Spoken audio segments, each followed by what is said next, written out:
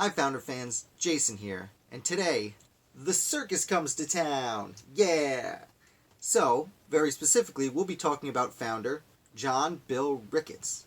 Now, with Ricketts you have to use the term founder pretty loosely, because he didn't come to the United States until 1792, after the war was over, after the Constitution was adopted, and Washington was already president.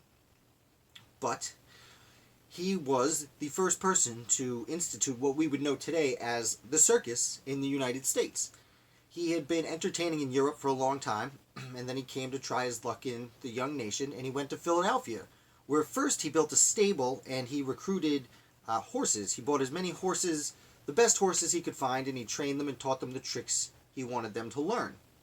After that, he built what we would consider a big top, but it was more like an arena, a small arena, for the people to sit in the round and watch the entertainment.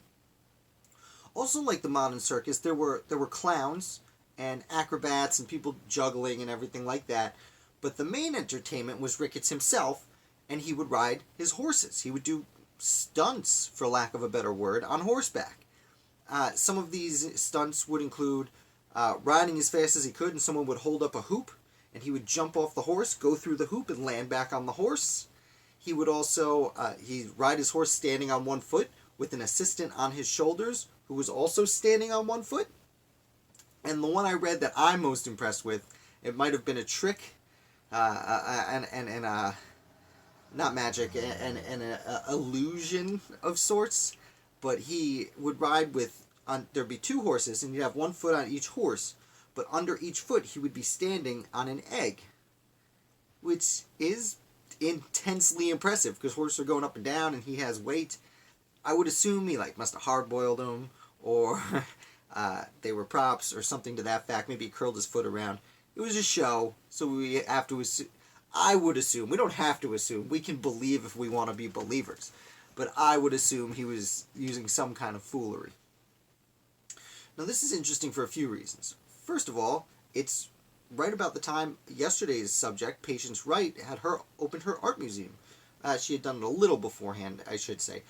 She would already been in England at that point. But it speaks to the burgeoning entertainment industry in this young nation, the capital of this young nation. On top of that, in April of 1793, there was a very interesting visitor to the circus. None other than President George Washington himself went to the circus. So we think today of the circus, and please no one get offended, but we think of the circus more as an everyman type of event. But John Bill Ricketts went to great lengths to establish himself as prim and proper, a respectable gentleman, because only a respectable gentleman could have this kind of horseback riding skill. Esquinarian? Oh, horseback riders, I'm sorry. I can't get the word out. Leave me a comment, make fun of me. You know what word I'm going for. Equine? Only someone prim and proper could ride a horse that well. So, Washington came out, and he did because Ricketts was a gentleman, and therefore he made the circus a gentlemanly thing to do. Of course, the general public, the mob, if you will, did attend the events also, but it was acceptable for people of all statures of society to come see. And at the time, this was the highest fad of entertainment. In fact, as I said before, many people rode horses. There were no automobiles. Horse was the best form of transportation. So doing stunts on a horse would be like going to see an automobile stunt show today, combined with the circus. Because again, there were clowns and juggling. It was a good fun time for all, one would assume. So Ricketts, he actually also, like Patience Wright, as we spoke of yesterday, he took his show on tour eventually, and he went up and down the East Coast, and people loved it. Unfortunately, also like Patience Wright yesterday, eventually his arena burned out.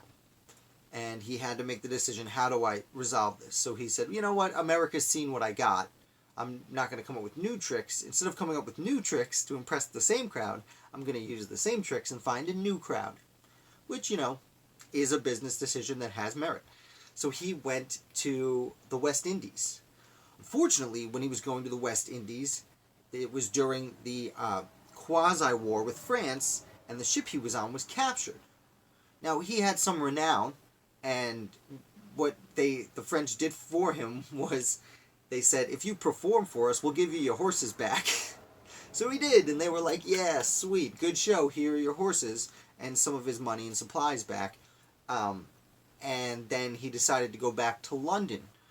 Unfortunately, the sea is very unpredictable, and on his way back to Europe, his ship sank, and he was lost at sea at the extremely young age of just 29 years old. So that's the abrupt end to today's story. I hope you enjoyed it. Again, if you like this, please hit like. If you really liked it, make sure you subscribe so you can see more fun videos here at Founder of the Day. My name is Jason. Thank you for watching, and I look forward to talking to you tomorrow.